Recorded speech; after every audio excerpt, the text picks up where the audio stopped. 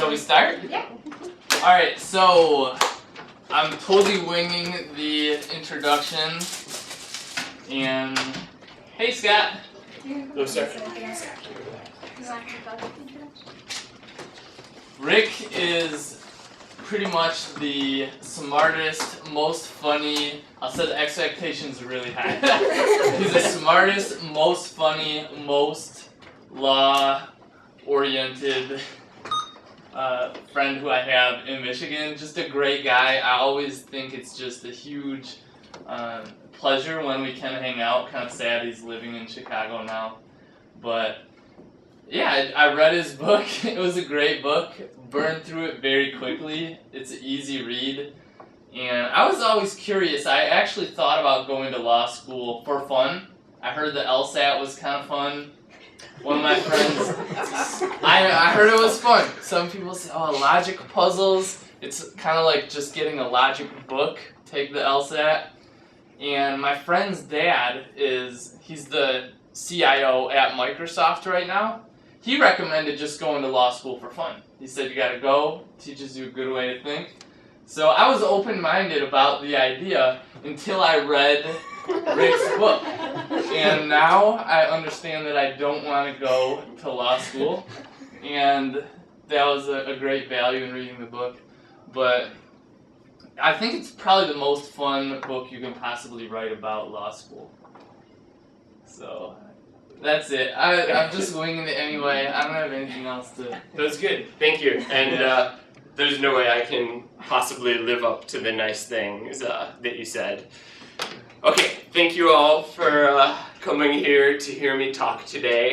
I thought it might be fun to start off by printing off and then reading to you the list of all the stuff that I Googled, my browser history when I was writing this book, but then my mom asked if she could come, so that's obviously not going to happen, but you probably already know the terrible things I've been Googling. As Mike said, the book is a memoir. It's about my first year of law school, and I do recommend to everyone writing a memoir. It was a lot of fun and easier than you would think, because unlike fiction, you don't have to think up a compelling plot, and unlike most nonfiction, you don't have to do research. You just write about yourself. I did do a little bit of research, though, on lawyers and depression, on law school and depression, on law school enrollment statistics, alcoholism, and to do that, I used Google. I used Google almost exclusively. I didn't do any of the stuff on the Westlaw or the Lexis, and Google made it much, much easier. And I don't know how you would find this out, but I have a feeling that most nonfiction writers working today are using Google a lot. It makes everything much easier, but I think it might also make books more biased or less objective, because I found when I would Google something, and again, I can't speak on all nonfiction writers, just for me, but I would kind of Google, and I would just find someone who was saying exactly what I wanted, and Google makes this very, very easy. So if I want to say, all right, second semester of law school is more difficult than the first. Maybe there's hundreds of experts who determine which semester of law school is more difficult, and maybe 90% of them say the first semester is more difficult. I suppose without Google, if I was just calling them up, hunting them down, then I'd get the message pretty quick. The first semester of law school is more difficult. But what Google has allowed me to do is punch in second semester more difficult and find all the people who agree with me. So it made writing the book very easy, and I thank you guys for that. The book, this is the book. I don't know, do you have a copy in Colorado? No. Are you paying attention? I had me on mute so you can't hear me eating my lunch, but okay. We have books. I just gotta go locate them. Okay, cool. Yeah. This is what it looks like. I don't know if I'm on your website right now too, so. Cool. And for those of you watching on YouTube, I encourage you to visit ricklax.com. Not right now, though. Watch the rest of the video. Things will get very entertaining. So the book, it's about my first year of law school at DePaul University. And I really deal with 3 themes in the book. The first is I always wanted to be a magician growing up, and that ended up not working out for me. And the book is, first of all, about my magician to lawyer transformation. And that sounds kind of off, but going to law school, I saw that it's not all that unique. The head dean of my law school, he also used to be a professional magician, and is still very serious about it. Like, last week, he had me in his office and he showed me card tricks for 45 minutes. And the week before, he was taking time off law school to go to a magic convention. So he's very serious about it. And also my best friend in law school, who you will read about, he also used to be a professional magician, and he was very serious about it too. So there is some connection there. That's the first thing the book's about. The second thing that the book is about is my trying to become a lawyer without turning into my father, who is also a lawyer and was always pushing for me to do the law school thing. Nothing wrong with him, good guy, but I think you want to live your own life and be your own person. And when you take up your parents' profession, that becomes a little trickier. I don't know, any of you guys here, well, obviously your parents didn't work at Google, but computer programmers or in advertising or anything? No? Okay. So I'm the only one. And I think I did manage to at least get through law school without totally turning into my father. This is my mother who's sitting right here. I told her, and I think I'm more like her, but as I grow older, I'm more like him. I don't know whether that's true or not. So that's the second thing you can read about, my quest to become a lawyer without turning into my father. The third thing is my trying to balance law school with a relationship, with a romantic relationship. And this is very tricky. Law school is, the first year in particular is totally consuming. When I first went to my criminal law professor's office, like the first week, he mentioned that the American legal system was going to be my girlfriend for the next 3 years, and if I cheated on her, I would pay. And that was true, I found. When I would spend more time, I could see by the semesters, spending more time with this girl, the grades definitely plummeted. But I think I managed to strike an okay balance. Not really. Let's just say, between law school and between the girl, by the end of the book, one of them worked out, one of them didn't, and you can read and find out which is which. So I'm going to read a little bit from the book, only a very, very little bit. So I've been to some book readings where the authors start and you don't know when they're going to finish, and it's dull and boring, and this won't be that. It might be dull and boring, but it's going to be at least short, dull, and boring, so you won't have that much time to be bored. It's just what's in these red boxes here. Any questions at this point before we get going with the reading? You know what? I'm going to force someone to ask a question at this point. This will be a good simulation of the law school classroom environment, because you're called on. It's very freaky in law school. My constitutional law professor, for instance, he handed out a syllabus on the first day of class, and it said right there, if you're called on and if you're unprepared, your grade will be lowered a whole point. So from an A to a B, or from a B to a C. And that's if you're just called on unprepared once. And in these big lecture classrooms, there's about 100 students in them. So you're only going to get called on once per semester, and if you mess that up, you're in trouble. So kind of to simulate that, because you're never really prepared when you get called on. So in Colorado, you must have a question for me at this point, and what is it? Where did you go to undergrad? I went to undergrad at the University of Michigan. Yeah, right here. Okay. I actually lived 2 blocks north of here, it's a very beautiful area here. And I wanted to go to the law school here too. It's a very awesome law school, and the campus in the library in particular is just gorgeous. It looks like a movie set. And then when I first showed up at DePaul and I toured around there, I mean, DePaul, it turns out, was a very good school, and I liked DePaul a lot. As for the facility, though, it's not much. It's not too impressive.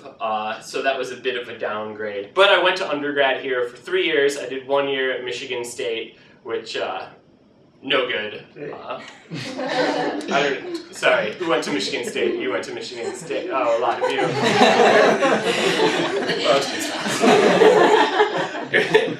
All right, let me refund.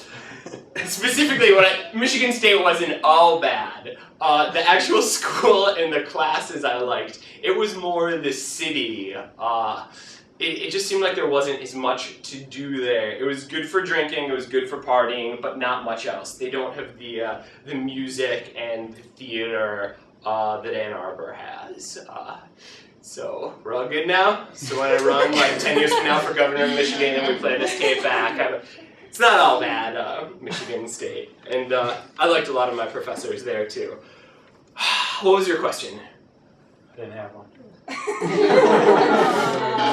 Are you unprepared to ask a question? So your hair is kind of sticks up.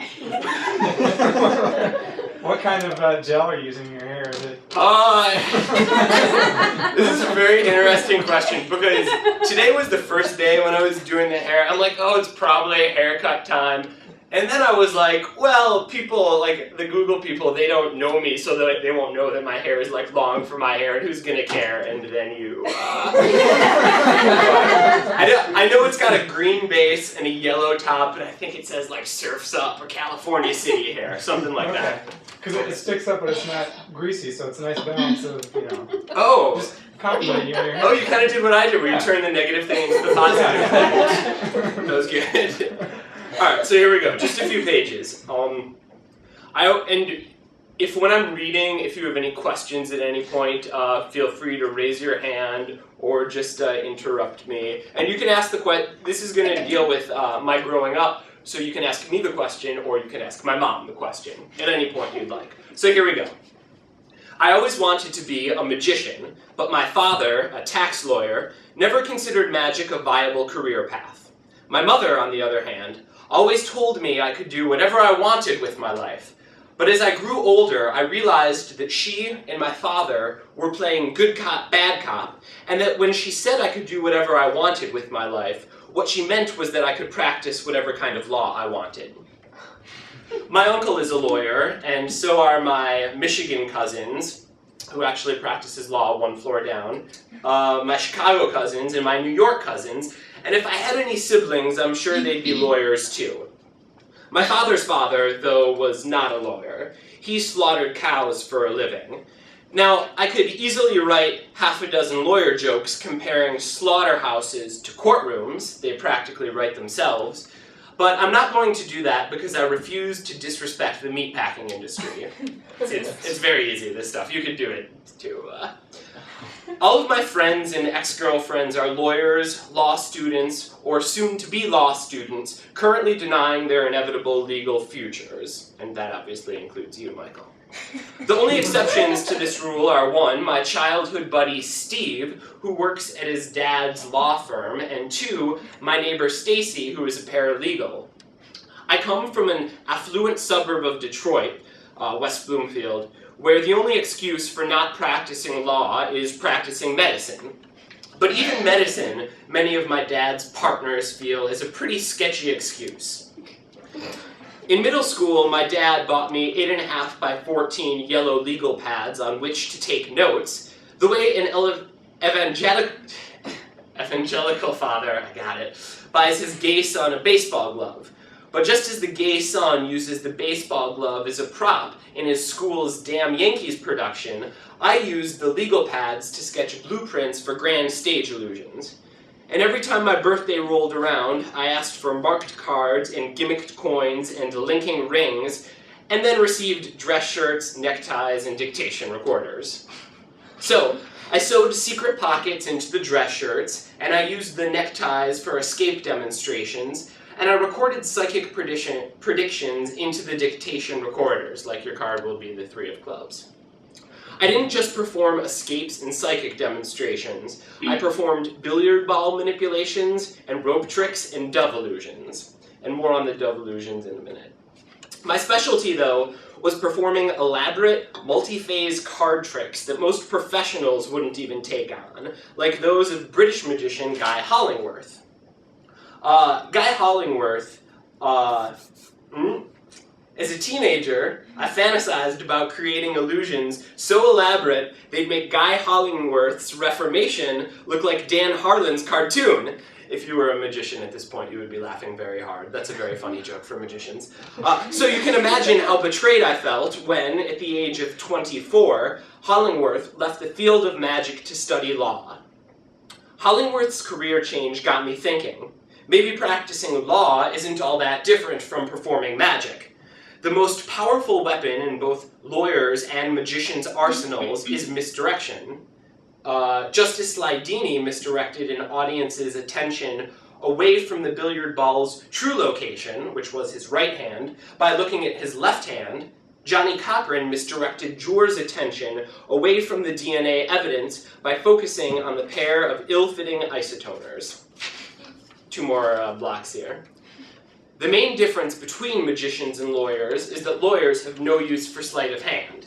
This difference is as personally disappointing as it is obvious. And what I mean by that is for every hour my dad spent pacing around the kitchen saying things like bargain for consideration and promissory estoppel into his dictation recorder, I'd spent 3 in front of the mirror practicing rope slides. But judges, my father told me, aren't impressed by lawyers who can tie 4 variations of slip knots. The only knots that judges like are the ones that go around lawyers' necks. Now, my father, I have to explain, wasn't referencing a noose. My father doesn't make lawyer jokes. He was referring to neckties, and the reason he was referring to neckties is that I couldn't tie one. I'd always figured that if I never learned how to tie a necktie, nobody could rationally expect me to hold down a desk job. And looking around here, I see that that theory no longer applies. But unfortunately, I overestimated society's rationality because everybody expected me to hold down a desk job. And specifically, society expected me to become a lawyer. That much was made clear to me while I was sitting Shiva for my grandfather.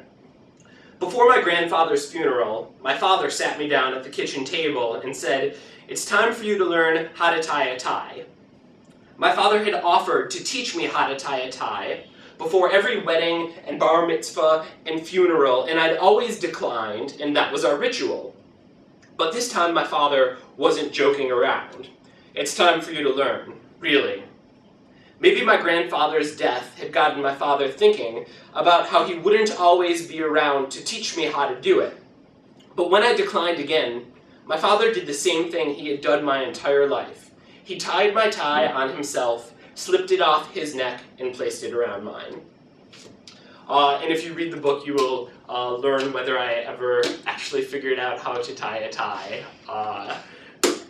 Alright, I'll tell you now, I did, but it didn't happen until I was 25.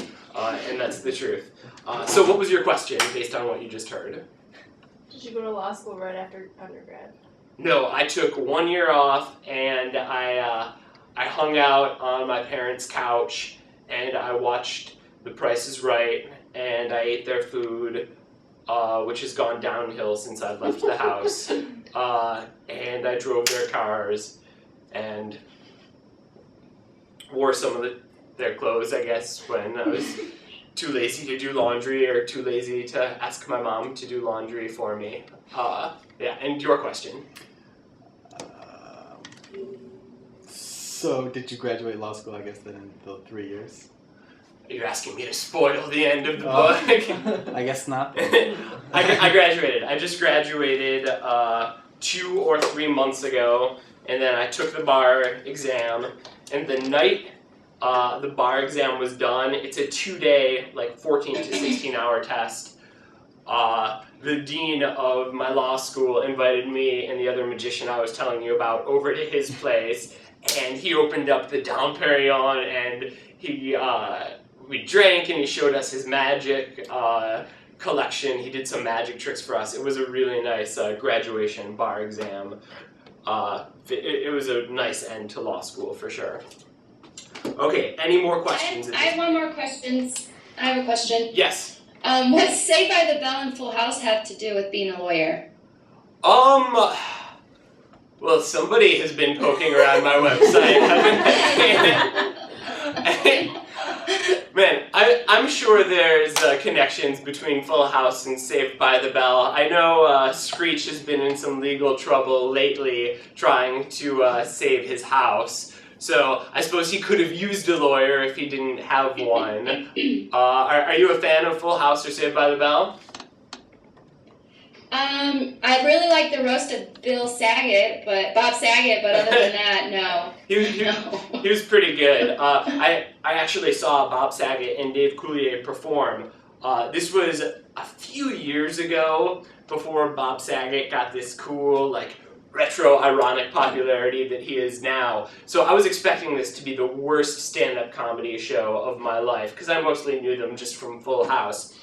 Wow, those two put on the best stand-up show I've ever seen in person. Both of them were very funny, and it blew me away. Okay, so I mentioned in the first part that I did dove magic, and my mom is going to tell you about the doves, but first I'm going to, why don't you explain the situation with the doves first. So, Google, this is my mother, Linda Lax. He wanted 2 doves for magic. They've seen magicians with doves before, and the doves were $29 to purchase, and he finally bent us, and we got these doves for $29, but of course the cage was $290, and the food, and what happened with them, you're gonna tell what initially happened with them, and why don't you do that, and then I'll tell what happened with them afterwards. Okay, so this was the first magic trick I got to do with the doves, and how it works. This is not a dove, as you can tell. This thing has lost its tail. It's magicians sell these. The original one's called Rocky Raccoon, and it's striped like a raccoon. The tail is a big part, but it's basically like a spring that you manipulate, and it looks like it's real. Then you use it for magic purposes. I think this was called Jewels. Anyways, so this was the dove flip box, and I'm first going to show it to you how it's supposed to be performed, and then I will let you in on the secret, and then it'll go out on YouTube, and the magic community will shun me, disown me, but that's okay, I'm prepared for that. So the doves go in the front part of the box, and you can see them there, and that gets closed up. And then if I had a magic wand at this point, I would wave the magic wand, and they're gone. Of course the doves, or in this case, the jewels, is not really gone. And that's kind of why I didn't feel comfortable performing this with the doves. And it's really unfortunate what happens to the doves, and I'll show you here in the side. The doves do go in the box, and the box is a box inside of it. And in slow motion, the way it works is the weight of the box keeps it down in the front flap. And then when it's here, the audience believes that the doves are still here, and this part comes crashing down. Awful if you're the dove inside, for 2 reasons. First of all, you have the whole disorienting thing about being flipped 180 degrees, and then the second, the banging of the 2 sides together, and just in conjunction with each other. That's the worst. So I did it with the doves once, and then I brought them out of the box, and they were non-responsive. Usually they fly out when you open a box or let them out of the cage. Doves don't have much expression, but you can see these were not happy doves. So I didn't feel comfortable actually performing with the doves, and that ended my career as a dove magician. And then And then we had the doves for 4 years after that. And do any of you have birds as pets? That's a good thing. They're really cute and really adorable. He named them Goombay and Smash after something in the Bahamas, some drink. And Oh, like you don't know, you've had a ton of Goombay smashes, some drink in the mouth. birds are not the cleanest pets in the world. They take a lot of care. They're really, doves in particular. So these two cute little $29 birds we had for 4 years after that. And then the day he drove off for college, we drove them off to their little aviary in California, wherever they ended up. Well, you drove them to the pet store, and then the pet store said that they would take them to an aviary in California, and we always debate whether aviary in California is a euphemism for we just put them to sleep. And we still don't know, do we? No, I think they went to an aviary in California. Sure they did. Right. So that was one magic trick, and if you read through the book, at the end, you're going to learn how to do 2 magic tricks in the appendix here, and I'm going to teach you something right now. This is something that I actually did when I was at U of M, and then I also did it in Chicago. It's the best way to pick up the girls at the bookstore cafe there at the Borders. And I did date one of the baristas there, and I'm pretty sure there was a napkin tulip involved at some point. So I'm going to teach you right now how to make a tulip out of a napkin. And again, the appendix of the book, if you forget how, you can go through it again. So everybody take a napkin and pass it down. Or you can take 2 if you're going to want to practice later on, because there's many extra napkins. Now, okay, I should also explain the whole thing about like picking up a girl in the bookstore cafe. In law school, you don't always have the time to go out to bars or clubs. Most people live in the library. I chose to live in the bookstore cafe, and this is where I did just all my studying, and it also became the only point of my social interaction or getting out of the house. So that's how this came about. Okay, the first step is the most difficult, and if you have trouble with it, you don't even have to worry about it because it's not crucial. But do you have a napkin there, Kyle? Yeah. I'll just observe. Okay, and like it's in the appendix of the book, and you'll be able to figure it out. So the first step is creating a ridge on the top of the napkin by rolling it very tight like this, and it's extremely difficult. And you have to be careful not to tear the napkin, and the ridge also can't be too loose. So a very tight ridge, but be careful not to tear the napkin. And again, if you can't quite get this, it's not crucial to the napkin rows. And I've torn mine.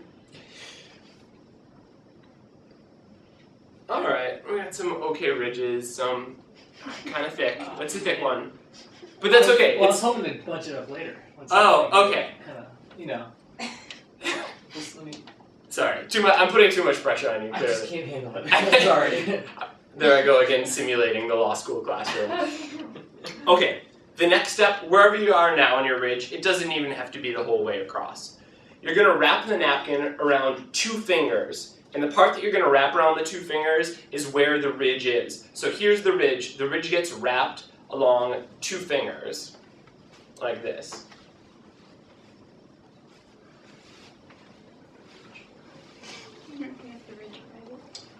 So now you should all have a tube like this. That's a good looking tube. Good work. Let's see, any other tubes yet? Colby, you're the superstar. You're getting an A. And how law school, they grade on the curve. They can only give about 10 to 15% A's. So Colby, you might be the one in here with an A. Although there's still a few more steps to go. So we'll see. Alright, looks like most people have got the tube. Oh! I get it. Alright, there you go. Now, starting about 2 or 3 inches down, you're going to twist the napkin together. And again, be careful not to tear it, but twist very tight. And then you're going to twist right the way down the napkin inch by inch, little by little. Twist very tight, but be careful not to break the napkin. And then stop when you're about 2 inches from the bottom.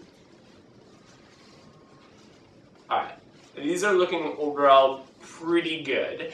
I've done this 3 times before, and I'm not just saying this. This is the best group of napkin tulips so far. Not just saying that. Okay. Now when you're 2 inches from the bottom, take 2 fingers, place them inside the top, and flatten out the bottom of what is now the petals of the tulip. And you kind of do that by pressing around the center stem. Like so. And now you're going to take the outside corner of the bottom and fold it up, being careful not to tear the napkin. And then you're going to continue twisting right where you left off, but keeping the folded corner up. And that will be the petal. And then you twist all the way down, and when you're done, it should look like this. And during the course of law school, I probably made, let's say, 50 to 100 of these.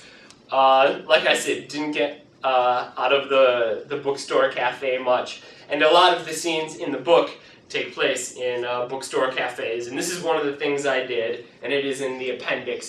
That is very good. Thank you. That is really I good. thought this was pretty good too. I know, I was worried about you when we started off. I told you I knew exactly where I was going with this. Particularly the top part, it's very tubular. So good work, there you go. And you can take the rest of the napkins and practice later on.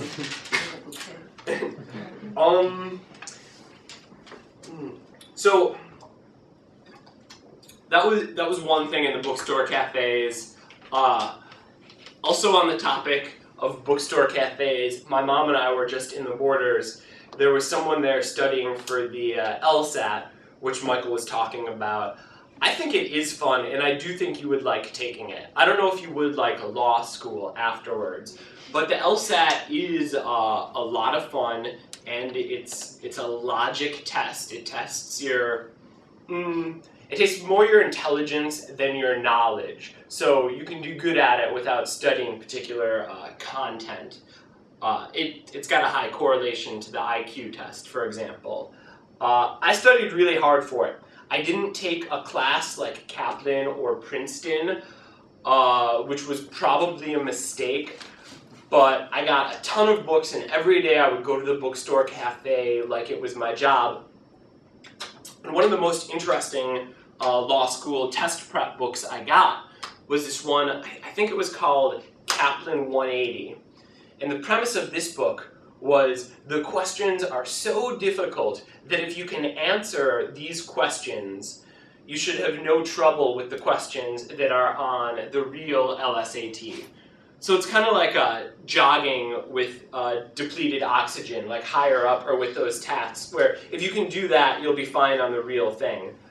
And now I've got one of the questions here that I studied, and I figured we could, I'm going to read it to you, and then we're going to see how you do.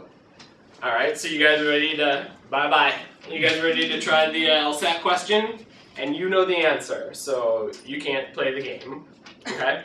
And I'm going to ask, it's A, B, C, D, E, it's multiple choice. I'm going to ask for a show of hands. Let me explain now. When I do, you have to commit to your answer before you see people raising hands. So if you're thinking like B and everyone raises their hand for A, you can't go up A. You have to pick an answer and commit to it. And then after this, you might have an okay idea as to whether you want to leave this whole Google thing and go to law school. Okay, you ready? Here we go. There are those, Mr. Hobbes foremost among them, who maintain that before any positive laws were instituted, there could be no distinction between the good and the evil, the just and the unjust.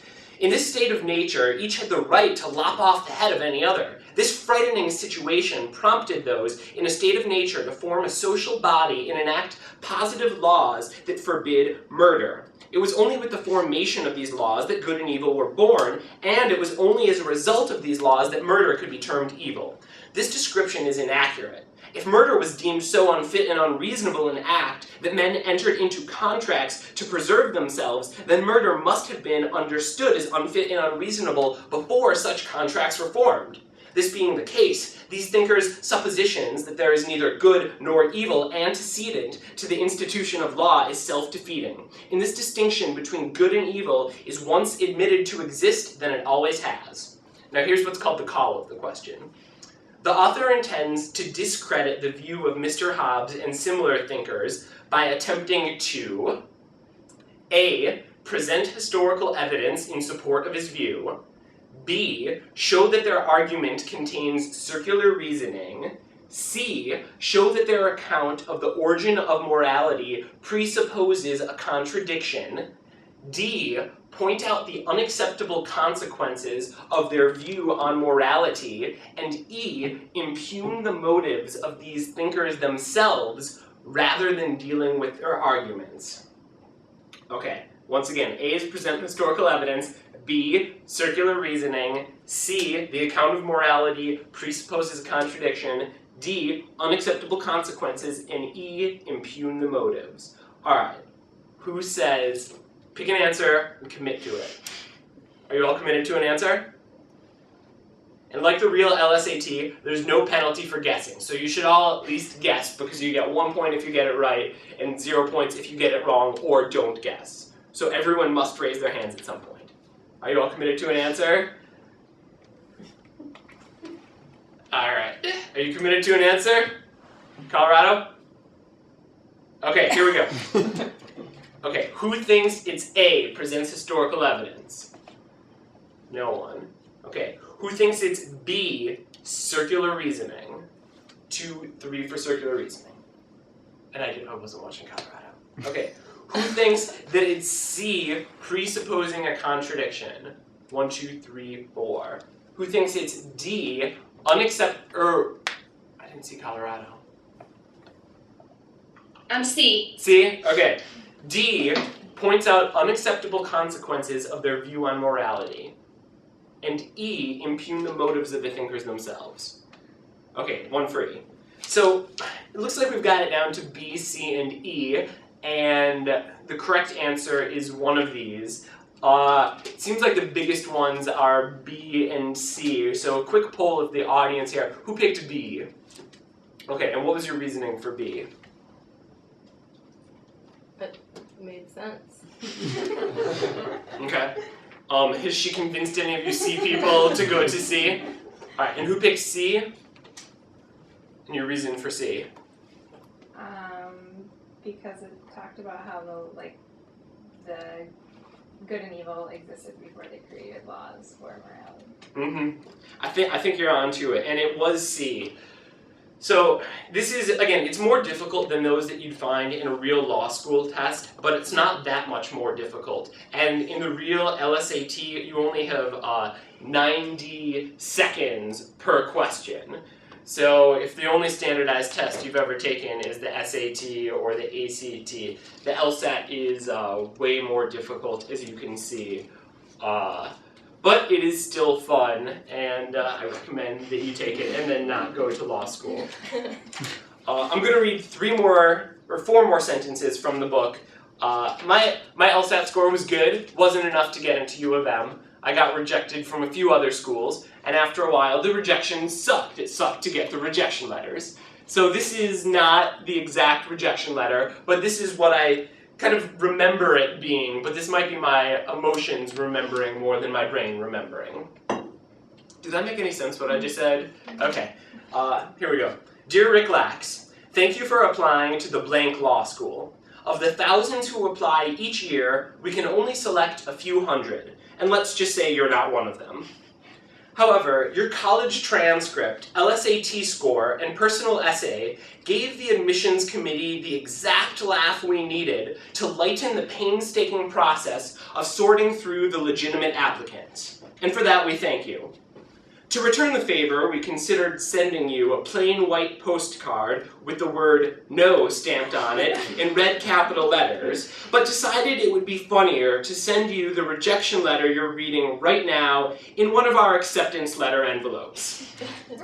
That way, when you saw it, you'd think you'd got in, only to then feel the sudden, crushing disappointment that is the reality of your own feeble-mindedness. And then I got into some schools, which was much better for I think I got rejected from like 4 right away. They came first, and then I got into 4 in a row. And I went to them. DePaul was the best one. I really liked the professors there. And when I went, I did have good professors. Like my first year, I had 7 good professors and 1 bad professor. And as bad as the bad professor ones, the good ones more than made up for it. And the facility was rough, the location was awesome, I learned a lot, and I did like DePaul. Okay, 16 more minutes. One last show and tell. This is, so I learned a lot in law school, and law school tests, they oftentimes do test, what you know, your ability to analyze. They usually give you a fact pattern that the teacher makes up, and they say, can you apply this fact pattern, or can you apply the law to this fact pattern? And you analyze the fact pattern, and then you argue for one side or the other. Some professors get kind of crazy with their tests, and they set up these arbitrary rules that practicing law is nothing about. And I had this professor who said you could bring in 1 sheet of paper with information on both sides, notes, and we've all had this maybe in like 3rd grade where you can take 1 page of notes onto the test. But in law school, it's way more serious because your grade, a particular grade, can determine your GPA, and that can determine whether you get a job out of law school at a big firm with the 6 figures out of law school, or if you're stuck, defending the indigent baby rapist. So it's a big deal, the law school grades. So this is what I made, and I'll pass this around, where we could do 1 sheet, and you can't see from there, but this is actually a font. It's size 7 or 8 font, and it's so small that I couldn't take another sheet of paper to line it up, because we were only allowed to bring 1 sheet in. So I kind of color coordinated it where when you reach the end of one line and there's like a green dash, you line it up with the green dash at the start of the next line. And I'll pass that around. One of the sillier things that happened in law school. Now I'm gonna perform a magic trick or two for you, but first, I know you guys wanted to ask 2 more questions, and what was you asked a question already. Well, no, my question was, does the title of your book have any relation to the popular song Soldier Boy? Or Soldier Boy, as they call it. I don't know I know the answer to the question, no, but I don't know is that by Fall Out Boy, or who sings Soldier Boy? I don't know, but it's the one that goes, you, over and over, right? Does anyone know this song? It I've became heard like of a YouTube sensation. Oh my God, 'cause there's one from like the 60s. See, I thought I was Soldier Boy. way out of the cult. Could you sing it? I'm really not familiar. It's like a hip Can- hop song. it's a from, hip-hop. like, it's a YouTube The college thing kids because are all like into it. a little kid dances to it in like a little kid ballet class. Oh, you're so Googled. Look at you clearing that off to go to your computer to Google. No, I just wanted to hear him sing. I don't actually care about the song, but wow, you just instinctively reach for the computer. Yeah. So do you guys do that whenever anyone needs to do any? You just go for the computer, and you probably don't even think about it when you do it. You just. I suppose we do the same thing too. Yeah. I got asked that on a date the other day, and all I did was oh gosh, that's not the answer. So, Wait, did you get asked out on a date? No. Because make her a napkin road. Yeah, I could. I need one more napkin. Can you ball it up? Ball it up, and then. So Mike and I are friends, so pass it to, what's your name? Rob. Okay, Rob, I want you to throw the napkin to any person, and that person's going to throw it to someone else. And whoever catches the napkin the second time is going to assist with a card trick. So, That me? Yeah. It's whoever catches the napkin. So you don't even have to look at who you're throwing it to. You can just go, there you go. Oh, Colorado. So be it. Colorado. Yep. Colorado. Gonna try something here. This isn't a regular card trick. This is a bit different. And you'll just have to go with me on it, okay? Ooh, actually, I want to do Colorado. This would be cool. I've never done a card trick across state lines. We can use you in a future trick. You're not offended or disappointed, Oh right? no, I am totally cool Okay, with you it. ready, Colorado? Oh wait, but I Yeah. need you to. Yeah, it's gonna be tough for you to pick a card out, right? In Colorado. I'll tell you what. Here's what we can do. I can point to somebody to pick it out for me. No, you can pick it out. We can do this through the magic of satellite technology. Watch what we're gonna do. Got the cards right here, okay? Behind the book, I kind of have this machine that makes cards invisible and allows me to transport them through a camera. This is real. This is totally legit. Here we go. Oh, here they are. Now I'm gonna throw them into the camera. You catch. Ready? Here we go. Catch them. Okay, Yes, good. I got them. Now shuffle them up. Shuffle up the cards. Oh wait, they were in a card box. Take them out of the card box. That makes sense. That makes sense. Take Of them. Yeah. course. Okay, take them out. And then... Okay. Now I want you to take out a card, but not yet. Wait till I turn around, and then take the card out and show it to everyone. And everyone here, we'll just trust that none of them will tell me what it is. So take it out, show it to everyone. I'm not looking. Okay. Okay? Wait, no. Okay, don't look. I'm not looking. Okay. Alright, show it to everyone. You gotta zoom the camera in, maybe. Alright, now don't put it back in the deck yet. Before you put it back in the deck, I want you to... Alright, here, I need to turn back, so just hide the card against your chest so I can't see it. Hold it against you, okay? Okay. Okay, now, with the rest of the card box, or the rest of the cards, turn them upright, and your card should be face down still. So flip them upright, okay? Now, Yes. put your card back in the deck face down, so it's the one face down card in the face up deck. You got it? Mm-hmm. Okay, now shuffle one more time. What is she got there? If you wait, did you materialize the cards when I was gone? Do one of the teleportation invisible, non-invisible machines do? I'm Team Gray over here. Okay, I'm telekinetic That's here. incredible. Okay, so why don't you take the cards back in your teleporter? Can you place the cards in your teleporter? Yes. I can still see them, so they must not be in the teleporter. Oh, good, here they are. They've materialized back over here. That's incredible. Now look, now you and I, we know that these were legitimate, invisible, non-invisible. What the heck was that? Have you duplicated the card deck? Alright, it's kind of like the Prestige, this teleporter, where it teleports, but then there's a Prestige copy. So she's got the extra copy. But this is the real deck of cards that you just selected a card from.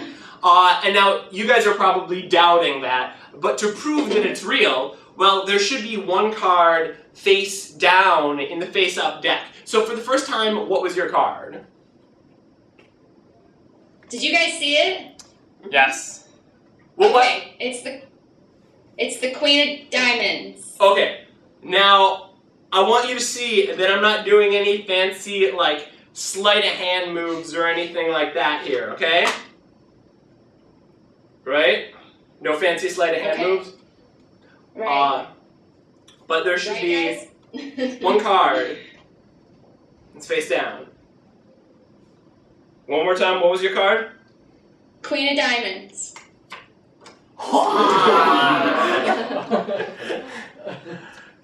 You could be on my superhero team anytime. Thank you. And you can be my cross-the-country assistant anytime also. Sweet. All right, so I think we'll formally now wrap this up. I'll do one more card trick after we get the camera out of the way because it'll be a close-up thing, but for the purpose of the video, which is going to be like a #1 hit on YouTube. Thank you all again for coming, for listening. I'm going to sign the books now. If you have any more questions, feel free to ask. And all of you watching, all 10,000 of you, head to ricklax.com right now and have some fun there. So thank you again for having me.